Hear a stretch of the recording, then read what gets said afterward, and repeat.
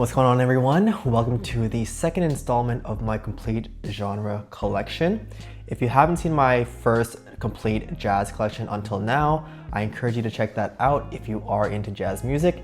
Today, I will be showcasing my complete soul collection. Now, I grew up listening to a lot of hip hop, and the older I got, the more I got curious about the samples in a lot of the hip hop songs, and oftentimes they come from soul music. And so naturally, as a record collector, I gravitated towards soul records. And after doing some research for this video, as well as doing my own deep dives, I've become more fascinated with the genre in general. And so in this video, I'm gonna try my best to categorize soul into different genres, but I've learned that a lot of the albums I wanted to highlight don't fit super nicely into soul, so I'll probably save them for another video. For now, I'll try to keep it into albums that are mostly soul or partly soul. And if by the end of the video, there's a record that I have not yet added to my collection, write them down in the comments and why I should add them to my collection. So with that, let's get started.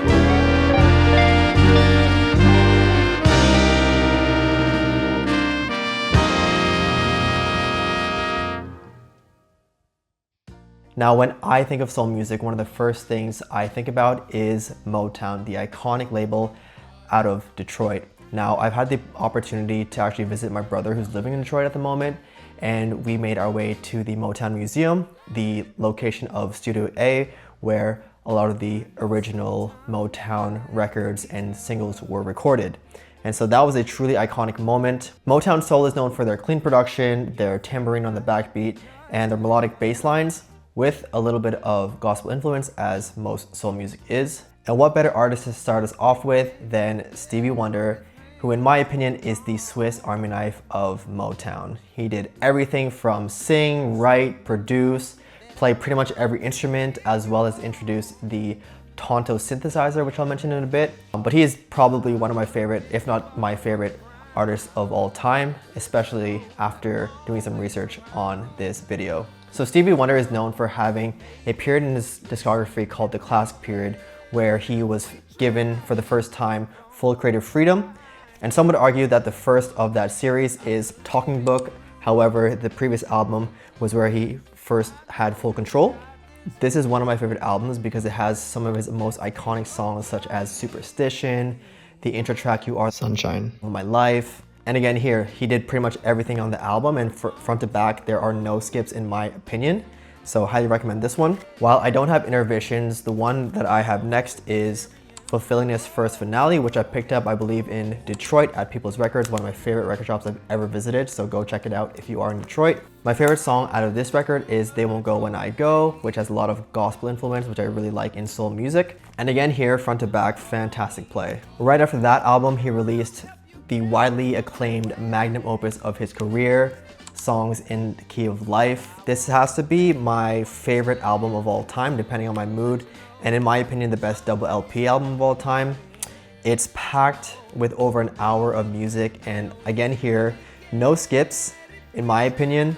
You got songs like Sir Duke, Isn't She Lovely, as well as so many sleepers that I think could be favorites on people's lists. For example, Pastime Paradise, which has been interpolated by Coolio on Gangsta's Paradise, and the list goes on and on. But what's interesting about this record is that it's actually a Spanish pressing, and I noticed that the one track, which I forget the name of, I'll write it down here somewhere. This track is sung partly in Spanish, and I realized that it was pushed up on this release, so I found that quite interesting and really changes the whole experience of this album. Now, after Songs in the Key of Life, his peak, he did have a soundtrack album, which, to be honest, was a bit of a flop, but still not bad in my opinion. Then following that, he released Hotter Than July, where he dedicated a lot of it to Martin Luther King Jr., especially after the assassination, where he basically sings happy birthday to him on the very last track, Happy Birthday. But this is a fantastic album. As the name suggests, it's great to play in the summer as well. Now, after Stevie Wonder, my favorite Motown artist has to be Marvin Gaye.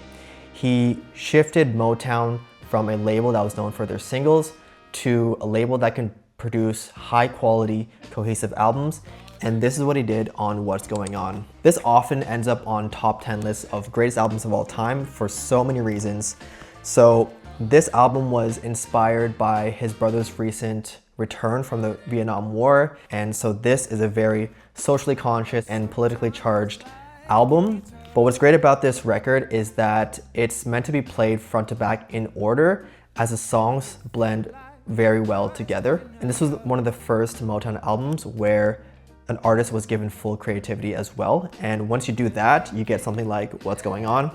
And if you haven't heard the Detroit mix, I highly recommend it because it's a more raw version and it feels like you're listening to the album for the first time, but a little bit harder to get on vinyl. While I was at the Motown Museum, we ended in Studio A where we saw the bongos, which I believe were played during this album. You can hear them quite often in this record, so that was quite a memorable moment for me. Now, on one hand, Marvin Gaye had a socially conscious side, but on the other hand, he was very well known for his sensual, romantic songs, and so this, in my opinion, has to be the sexiest album of all time. This is Let's Get It On by Marvin Gaye, which leads with single of the same name. Similar to What's Going On, this is a very cohesive album. The songs sound very similar to one another, including the part 2 of Let's Get It On, called Keep Getting It On. Another track that you might know on this record is Distant Lover, which was sampled on Kanye West's Spaceship on Late Registration. Yeah, again, front to back, such a great listen. Definitely a Valentine's Day record if I've ever seen one. So yeah, this is a fantastic performance of Marvin Gaye and his silky smooth vocals. Now, while Gaye and Wonder were known for being iconic solo artists, if there was to be one group to be the face of the whole label, it would be The Temptations. And what I've got here is actually an album that doesn't sound very typical of theirs, as this was more of a psychedelic, funkier, rockier record, Psychedelic Shack. They were known for their polished vocals, wearing the suits, and being very formal, whereas this was a bit more of a rebellious record, including a song called War, which they had to change the lyrics to because it ended up becoming really popular but had some anti-Vietnam War themes, and the label was afraid that they would shy away their conservative listeners. But this is fantastic. It's so funky, it's so gritty, and something so different to what their first albums and songs sounded like, such as My Girl. So I highly recommend this if you're into more gritty soul. Now, released a few years later is this album called Masterpiece, and as the name suggests, it was intended to be a peak or a magnum opus in their discography. While I don't think it was that, it was definitely a highlight in their discography, as their producer Norman Whitfield, this was one of his last albums that he produced for the group. It's filled with these long instrumentals that kind of set a nice groove, especially on the title track Masterpiece, which is just 13 minutes of pure bliss in my opinion. But the group actually didn't like this because their vocals were kind of hidden under all of these instrumentals. So shortly after they released their record in 1990, they actually fired Whitfield, but this was definitely a standout in their career. And the last record I have from The Temptations is their reunion album. This I picked up at the gift shop at the Motown Museum because I wanted a nice souvenir, and they only had a handful of records available. And to be honest, I didn't listen to a single song on this before buying it, but it did disappoint me a little bit. I've come to learn that this actually wasn't super successful apart from the tour that brought them together. So the origin behind this record is that they had a few members that came in and out due to some issues with drugs and other personal issues. And so this is the first time that the original members, as well as some newer members, all got together to produce this album. The leading track, Standing on the Top, was actually produced by Rick James himself, adding a bit more funk to their sound. And so there are a few bangers on this one, but as a complete project, not my favorite. And shortly after, they disbanded because of recurring personal issues. Now, another legend from the label is Smokey Robinson. Now, you might know him for his silky smooth voice, but he was actually at one point the VP of the label and often wrote for some other artists. And so I've got 3 records from his, not super commercially successful albums, but albums that are relatively accessible here, at least in Germany. First one is SR. Can't remember where I got this, but I think this was one of my first Smokey Robinson albums, and I just like his voice, so I kind of wanted to pick something up that I recognized, at least whose voice I recognize. Next one is Yes, It's You Lady, which, if I'm not mistaken, this might be the very first vinyl record I've ever played on a turntable. I was in Bali a few years back, and I remember I entered this record cafe, which just recently opened up, and they had a bunch of records. Most of them I didn't recognize, but I noticed that they had a Smokey Robinson record, so I played it, Love the sound. If I'm not mistaken, that might have been the moment where I thought to myself, I would like to get a turntable for myself so I can play some smooth tunes such as the ones on this album. So shout out to Smokey for inspiring me to collect records. The last one here I picked up at a nice record store in Istanbul during a workation with some of my colleagues. This one features his hit Cruisin', which is the very last track to this album, as well as a pretty nice cover of Get Ready, which was first performed by The Temptations.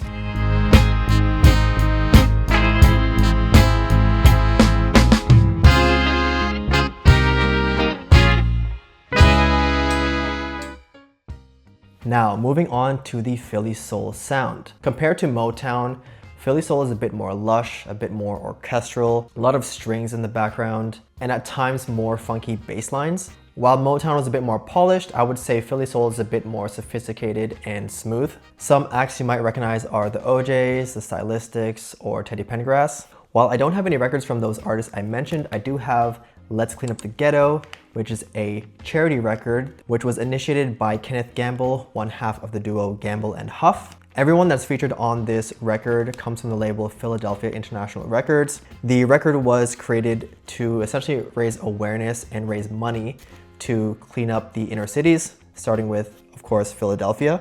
This is basically a compilation of the biggest artists from that label, such as the OJs, Teddy Pendergrass, and Lou Rawls. In my opinion, this is a massively underrated album. I don't know why it's not talked about more often. It's such a great representation of Philly Soul.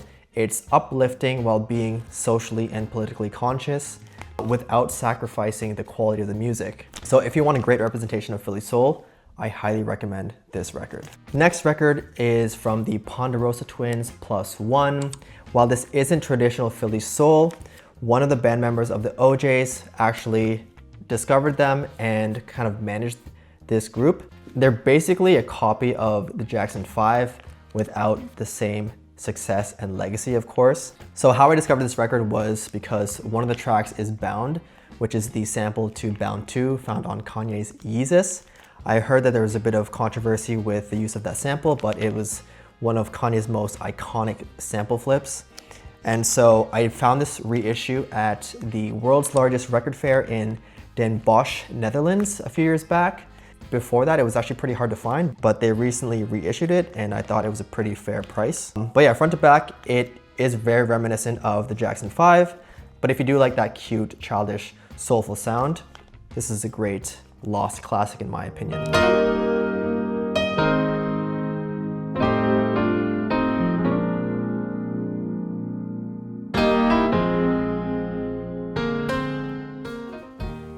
So when it comes to Southern Soul, I only have one record, but it is from the Queen of Soul herself, Aretha Franklin. Southern Soul can be categorized as soul that is a bit more rough around the edges, with powerful horns in the background, heavy organic grooves, and a lot of emotional intensity, similar to what you would find at a typical Southern black church. And it's very fitting because Aretha Franklin grew up Christian and sung in the choir of her churches. And so this is Lady Soul, one of the best albums released by a female, in my opinion, of all time. It features songs like Chain of Fools, You Make Me Feel Like a Natural Woman, as well as Money Won't Change You. So this is such a great play. Front to back, such a great vocal performance by Aretha Franklin. This was the album that was released shortly after she released the track R.E.S.P.E.C.T., Respect, and this basically solidified her as the Queen of Soul thereafter.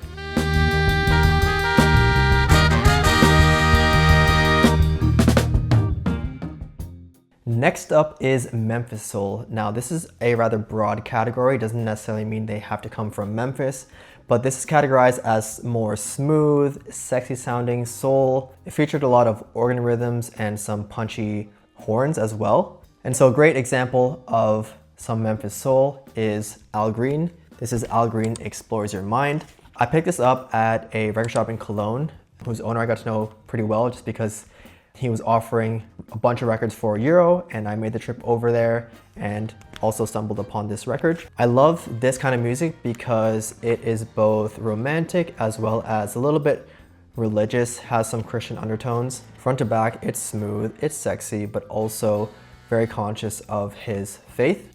Some standout tracks are Sha-La-La, Take Me to the River, which Rolling Stone rated one of the best songs of all time, as well as one of my favorite Al Green songs, God Blessed Our Love, very gospel influenced, so highly recommend checking out this record. Now, another fantastic artist known for his smooth, sexy, soulful vocals is Isaac Hayes, and what I've got here is To Be Continued.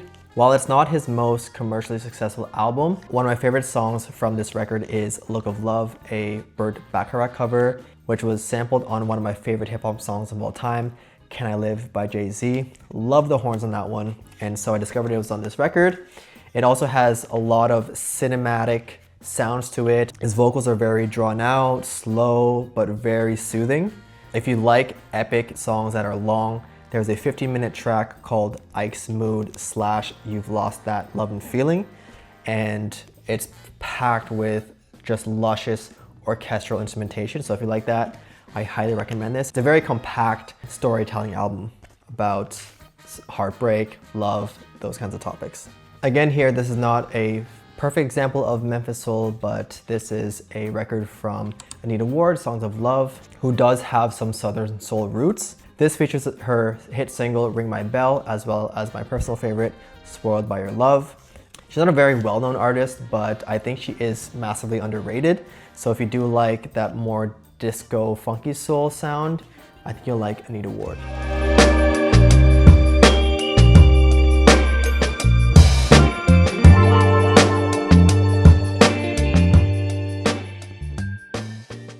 Now, moving forward, I will list some albums which I felt are very soul-like, but I couldn't properly fit them into a specific category, so it'll be a rather miscellaneous group of records. Starting with this Bill Withers classic, Just As I Am. This is such a beautiful listen front to back. This record gives off working man masculinity, but not in a misogynistic way, but a rather respectable way, and so Bill Withers, I think, is one of the most likable musicians out there. This record is filled with hits such as Ain't No Sunshine, Grandma's Hands, as well as a decent cover of the Beatles' Let It Be.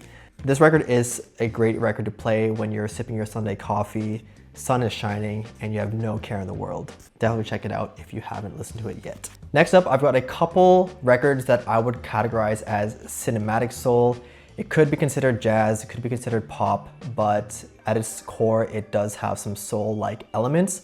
First one is I, Capricorn by Shirley Bassey. Shirley Bassey is often remembered for her contributions to the James Bond films, where she sung some of the lead tracks such as Diamonds Are Forever. This one I picked up for like €1 or €2 at my local charity shop, and it features songs such as The Look of Love, again, the Burt Bacharach song, and it's also on the film Casino Royale. I realized after reading the track list that there are actually songs that are featured in films such as Sweet Charity, Lovers and Other Strangers, Oliver, and Follies. So if you do like soundtrack music with some accompanying vocals, definitely check out Shirley Bassey and this record, I, Capricorn. Next one is a classic in my books. It's Nina Simone's I Put a Spell on You. This features her smash hits, I Put a Spell on You, Feeling Good, as well as some other covers. But while some don't say this is her best album, I think this is one of her most timeless albums. It features the songs that she basically made her own.